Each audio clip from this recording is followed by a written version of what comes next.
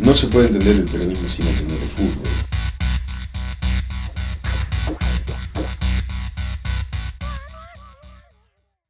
El punto en común más evidente y notable que yo siempre tengo presente es el de la metodología de la investigación, por una parte, metodología de la investigación científica, que es una rama crucial de la filosofía, la epistemología, como distinguir lo verdadero de lo falso.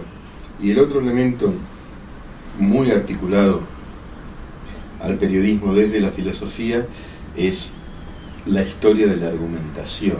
Hay técnicas de argumentación, de inferencia, de razonamiento, de tal forma que me parece que ambas disciplinas pueden articularse muy bien, y el periodismo le otorga a la filosofía y al pensamiento abstracto en general ese elemento central que es la información, porque la filosofía de pronto peca de ausencia de información y el periodismo de ausencia de conceptualización. Entonces, yo digo, la información sin concepto suele ser ciega y el concepto sin información suele estar vacío.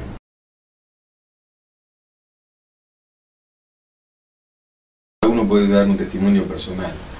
Yo diría que no son los periodistas los que generaron ese antagonismo.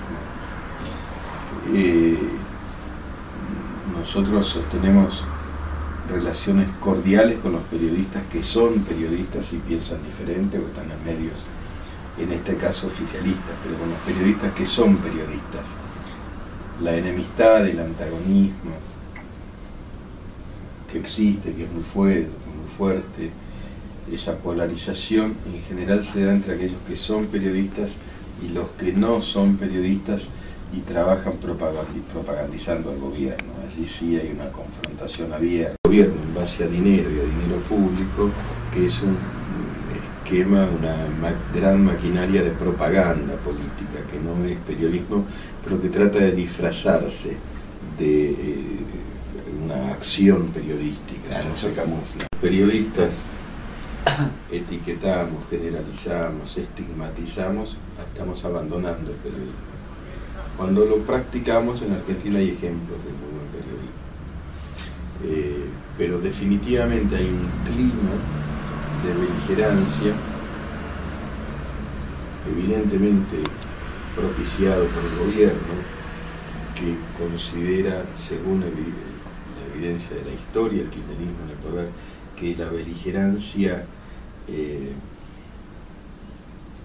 verbal especialmente, porque no es una beligerancia material, la beligerancia verbal es una estrategia conducente para gestionar un país. Entonces se construyen enemigos permanentemente. Es verbal, no es física la beligerancia, pero también es una beligerancia atravesada por presiones económicas, por presiones de toda naturaleza, por intentos como el de estos días de poco menos que abolir la justicia en un modelo muy cercano al fujimorismo.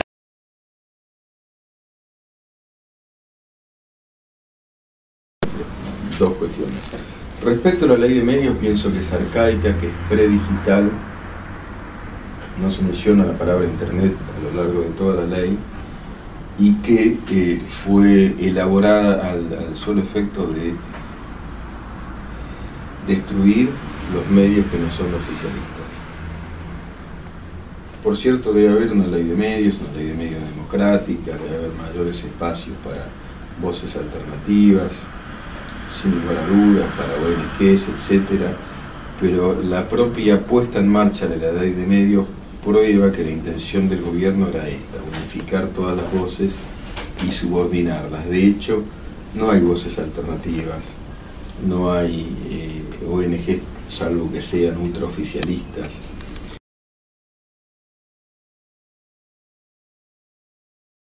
La noticia deseada es la noticia deseada por las audiencias. Como yo explico en ese libro, por ejemplo, el hijo del presidente Menem se accidentó en un helicóptero y se murió, pero las audiencias han deseado, porque es más magnética la teoría conspirativa, suponer que fue víctima de una conspiración y que lo asesinaron. Entonces, los medios se doblegaron ante el imperio de la noticia deseada y comenzaron a dar crédito a versiones infundadas sobre un atentado. Era verosímil que hubieran atentado contra el hijo de Menem por innumerables razones, por ser quien era, pero no fue verdad. La noticia deseada es la noticia deseada por las audiencias, es la noticia deseada por los dueños de los medios también, que pretenderían difundir o no difundir hechos que les son desfavorables y difundir y exacerbar los que les son favorables, y es la noticia deseada por los gobiernos. Los gobiernos, y es inherente a los gobiernos, tratan de propagandizarse y de comunicar las acciones que ellos consideran habrán de legitimarlos. Sí. Y aquí, en los últimos tiempos, me parece, se dio un desbalance muy grande, en donde ese polo, de ese triángulo de la noticia deseada, las audiencias, los gobiernos, los dueños de los medios, también podría ser un cuadrilátero, porque habría que incluir a los periodistas también. Nos vemos hipnotizados por la noticia deseada y de pronto dejamos de ver el hecho y caemos víctimas de nuestra ideología, nuestra filosofía, nuestra manera de ver las cosas. Ese esquema de la noticia deseada se va muy desbalanceado en torno a la noticia deseada por el gobierno, que ha generado un relato, tal como el propio gobierno lo dice, que es deseado pero que no es real. Por ejemplo, para el gobierno la inflación argentina prácticamente no existe. Es un dato deseado, pero lamentablemente la inflación existe. Lo mismo con todos los índices de inseguridad, por ejemplo, están todos manipulados. Uno vive en un país en donde uno nunca sabe exactamente cuál es la realidad y cuál es la ficción, que es un escenario muy complejo.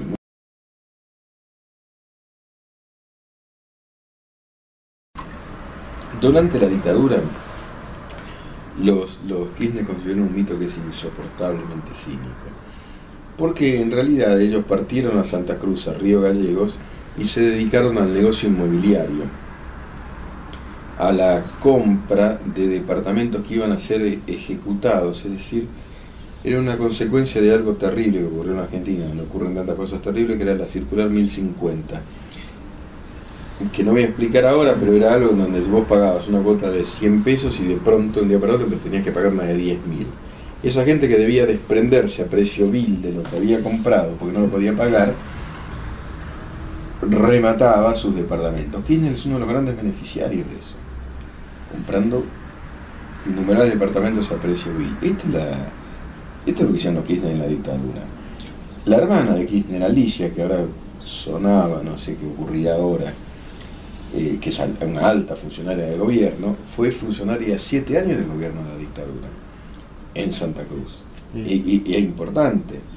Los que han mentido con la dictadura. Lo que ellos tenían es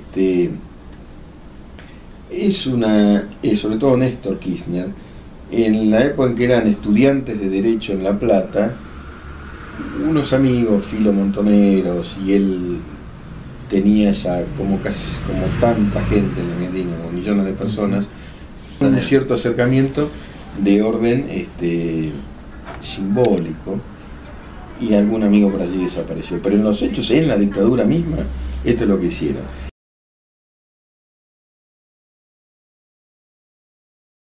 De primer grado, te orienta por dónde va la cosa, y para trabajar periodísticamente, pero lo puedes utilizar para tantas cosas, ¿no? Pero si uno encuentra un combo interesante de tuiteros a quienes seguir, o de universidades o de diarios, etcétera, es una orientación ya imprescindible. Nosotros acá damos cursos de capacitación donde una de las cosas que decimos es que no se puede ya hoy trabajar sin Twitter, ¿no? Después hay otras cuestiones, ¿no?, vinculadas a lo que pasa un poquito más lejos que aquí, porque vos por Twitter podés confirmar algunas cosas, podés confirmar si existe tal discusión en tal lugar, o está agrandada aquí o no, digamos. hay que saber transitarlo. Ahora, es una primerísima fase superficial. De todas maneras, no sabemos hasta dónde llega. Yo les cuento una anécdota de Estados Unidos, también personal, que me ocurrió. Le fui a hacer una nota a la editora general del New York Times, a Jill Abramson, y era el movimiento de los indignados. Sí. Como introducción a la nota, camino por Nueva York y voy a ver el asunto de los indignados. Y lo que observo son unos yanquis tomando cerveza Budweiser en hojotas, hacía calor, en una plaza, Plaza Zuccotti lo llamaba, había 20 tipos. Para una manifestación argentina, no existe, ahora debe haber 400 manifestaciones con 10 veces más personas que en este mismo momento. Yo digo, y por otro lado nos parecían en absoluto indignados. Eran unos tipos tomando cerveza y hablando amigablemente con algún cartelito. Wall Street, no sé, Go Home, no sé qué, ¿no? Y eso envío en la introducción a la nota, hasta que miro Twitter. Y allí sí veo una corriente tremenda de indignación. Y digo, bueno, estos se manifiestan de otro modo, y muy fuerte, y mucho. Entonces digo, no, pero sí existe un movimiento indignado, no sé con qué futuro, yo especulaba que no iba a durar mucho. Pero en este momento, el día de hoy, sí hay. Entonces, lo que no vi en la calle, yo lo vi en Twitter y llamé a Buenos Aires para corregir y para poner esta aclaración. En la nota Jill Abramson creo que está dicho así, en Twitter, ¿no? En la calle no veías. Entonces la red, es un indicador al que hay que estar atento. Después está la investigación periodística. Si queremos investigar los indignados, es una cosa mucho más profunda, ¿no? A qué se debe, quiénes son, de dónde, por qué se genera, los factores económicos, políticos, lo que fuera, ¿no? Esa es tarea periodística, ¿no?